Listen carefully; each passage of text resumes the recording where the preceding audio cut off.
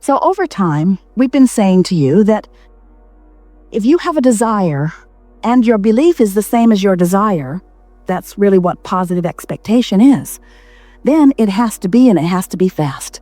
Because your desire is pure, there's no resistance to it, and it's flowing to you. And you've proved that out in your own life, haven't you? The things you expect come easily to you. It's the things you don't expect that keep seemingly messing up your experience.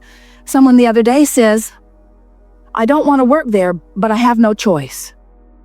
What an awful trap. I want more money, but I can't figure out how to get any.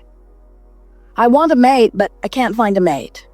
And we say, when you want and you equally or greater doubt the thing you want, then you hold yourself in what feels like a tug-of-war to you, and it literally is a tug-of-war because in your doubting, you have introduced a resistance that does not allow you to go to the vortex where what you want is.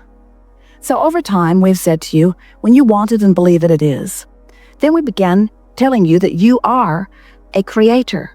And that if you are a deliberate creator, which means you think more about what you want, you script it, you write about it, you talk about it, that more of the things that you want will begin to come into your experience. Be more deliberate in your intent, we said to you. Then we watched you. You worried about your thoughts too much then.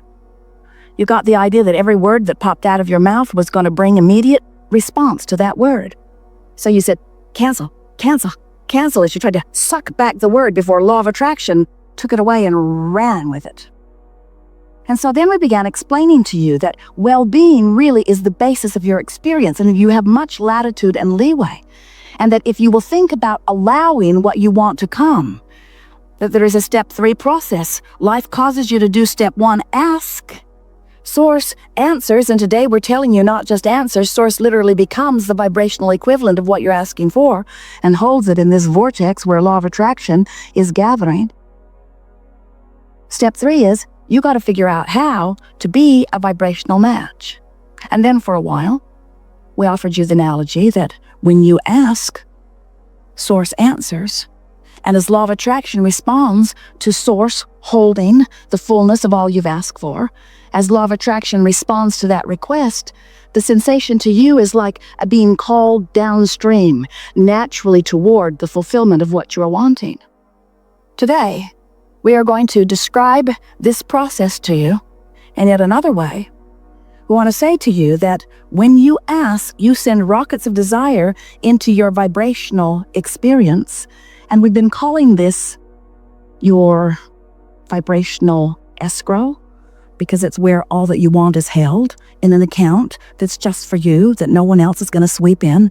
Bernie Madoff does not have access to this account. And then we began calling it a vibrational reality. It's a vibrational reality because you're so excited about this physical reality. We want you to be excited about this vibrational reality. And today we are calling this vortex, a vortex of creation. It is a vortex, and the reason that we are calling it a vortex is because as law of attraction responds to this powerful point that the Source within you is holding on your behalf, this much larger than you part of you, this much larger than the physical part of you, non-physical part of you, stands there holding this pure thought of what you've been asking for, and with the absence of resistance to this and law of attraction's response to that, there is a powerful vortex that is created, a vortex of attraction. And this is the most important thing for you to hear about this, where all cooperative components are being assembled. The question is, are you a cooperative component? And the answer is, if you're mostly joyful, mostly happy, mostly eager, mostly frisky, then yes, you could count yourself as a cooperative component. And if all of that is true, then you're saying to us, things work out for me. Ideas come just at the right time. I flow in and out of all things. I rendezvous with like-minded people. Wonderful things happen. I barely think about something that I want, and the path to achieve it is unfolding for me.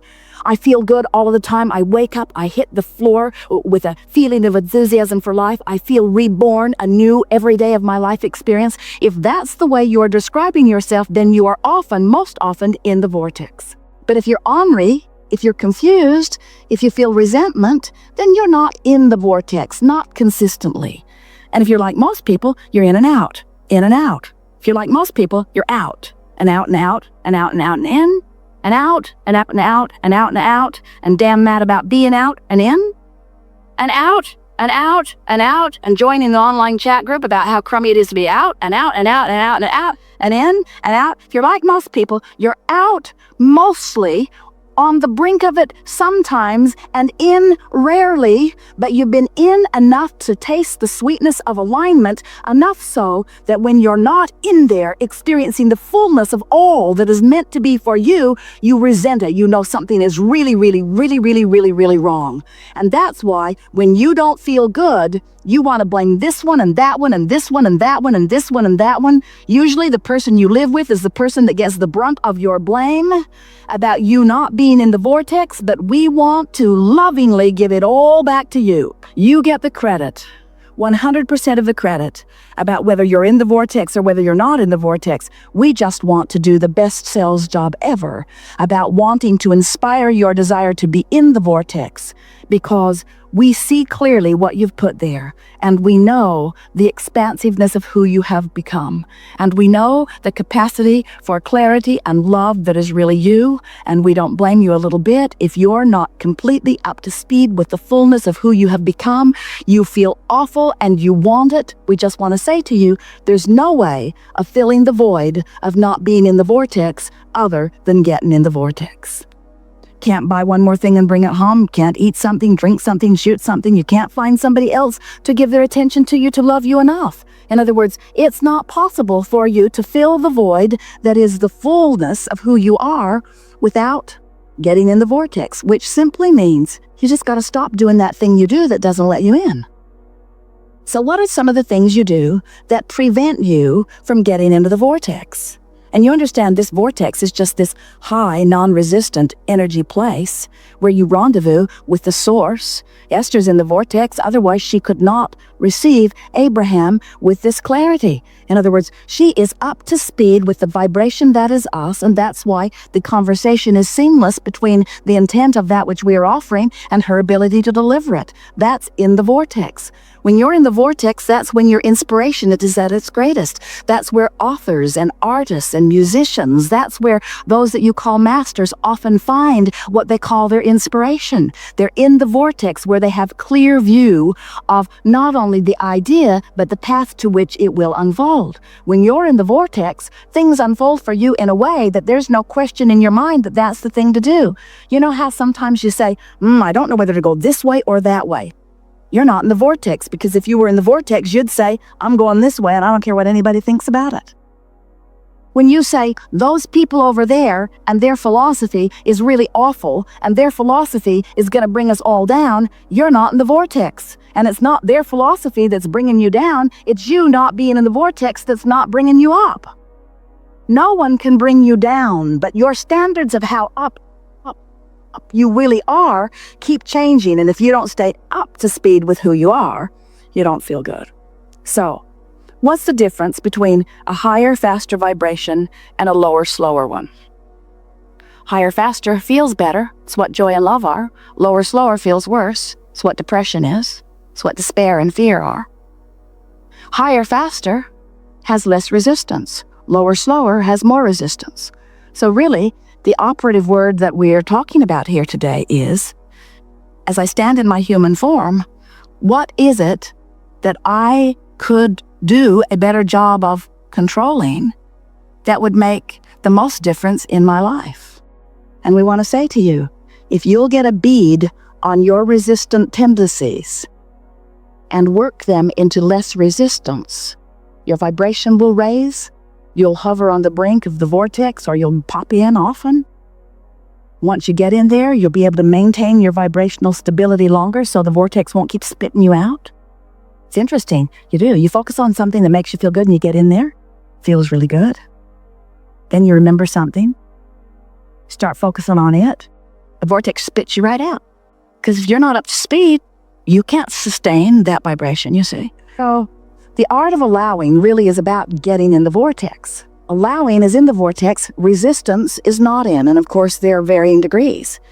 If you're in despair, you're far from your vortex. If you're in hope, you're close enough that it's bringing you in every now and again, you see. So Our desire for you is that you understand the vortex. We are not ever going to say to you, get in the vortex and stay there forever, because you came forth to explore contrast. Of course you're going to have step 1 experiences. Just don't make a career out of your step 1 experiences. Make a career out of your step 3 experiences. Let being in the vortex be what's most important to you. So, we are eager to talk with you about anything that is important. There is nothing off limits. It is our desire to inspire you, lure you, drag you in any way possible into the vortex. We use every trick in our bag of tricks, and it is a deep bag of tricks, in order to call you into the vortex. You'll find us not too eager to listen to you beat the drum of your out-of-the-vortex conversation. We'll let you get away with it for a little while, but don't be surprised if somebody sits in the chair and we let them get away with it, and when you get in the chair, we don't let you get away with that. There is no accounting to the way you will be treated by us, because we have the benefit of knowing what's in your vortex and knowing where you are in vibrational proximity to it, and we'll offer the best that we can offer to make it the easiest path possible for you to get in. But these things are necessary before you will receive the benefit of this gathering. First, you must accept that you are more than you see here in these physical bodies, do you? Next, you must accept that the non-physical part of you, some of you call it the soul of you, the God of you, exists even though you are in this physical body. Is that something that you can accept? Next, it is necessary that you acknowledge that you and we are vibrational beings, and it is a vibrational relationship that we have. Good enough? Next, it is of tremendous value for you to acknowledge that the emotions that you feel are your indicator about the variable between the perspective of who you really are and the perspective of who you are being in your body. The perspective of the source part of you, the larger part of you, and the physical part of you that is beating the drum, having the conversation of something here and now, those two vibrational aspects of you are playing against one another all day, every day, and your emotions are your indicator of that play. Easy to understand? So when you're feeling joy, your thought is in agreement with the thought of source. When you are loving someone and rippling with goosebumps, those goosebumps are your inner being's acknowledgement and agreement with the thought that you have focused within you. When you're hating someone, resenting someone, regretting something, that icky feeling within you is your vibrational emotional guidance system letting you know that while you have the free will to focus as you wish here in this physical body, you've focused yourself out of alignment with who you are, and the resistance is evident in the negative emotion. Easy enough to accept?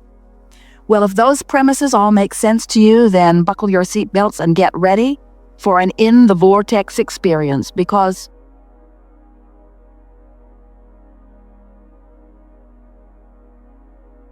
it's who you are and it's where you belong, and it's not a difficult thing to get in. And after you get in on a pretty consistent basis, you will never again feel uncomfortable about the vortex spitting you out, because you know how to get right back in.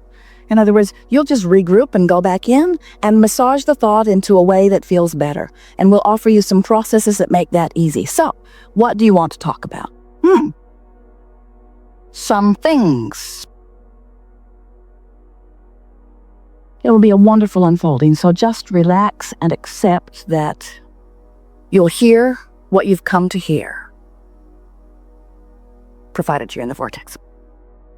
Okay, right.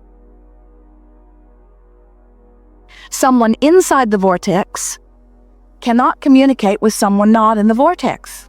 You've been trying that, haven't you?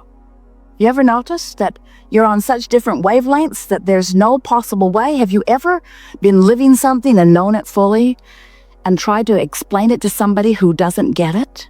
And have you noticed that it doesn't matter how many years you spend trying to get them to get it? They never get it? It's like speaking different languages, you say. There's the in the vortex language and there's the out of the vortex language. In the vortex language sounds like life's good in this way and this way and this way. Outside the vortex language sounds like life sucks in this way and this way and this way.